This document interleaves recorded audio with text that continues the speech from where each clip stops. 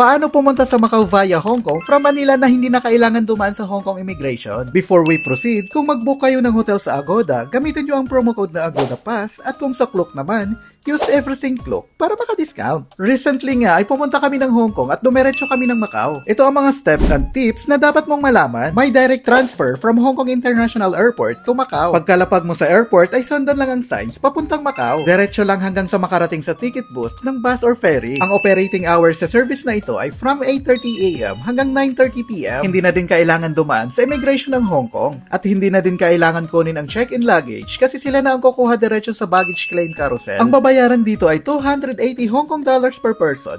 Super convenient, pero medyo mahal compared sa bus option sa labas ng airport. Ito naman ang pangalawang option na mas budget-friendly via HZMB Port. Pag gusto mo makatipid, pwede ka lumabas ng airport at pumunta sa HZMB Port. From the airport ay pwede sumakay sa bus B4. Ang bayad dito ay 9.8 Hong Kong dollars.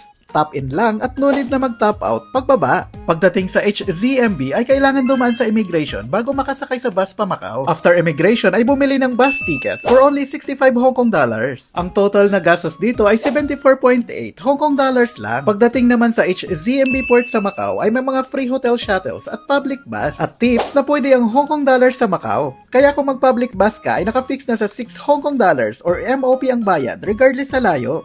At kailangan mo din ng exact amount kasi hindi na sila nagbibigay ng sukli. Nagstay pala kami sa Grand Lisboa Palace, Macau. I-check nyo sa profile ko kasi sobrang ganda ng experience namin doon. So yun lang guys, kung mayroon kayong mga tanong o suggestions, i-comment lang sa comment section. Bye!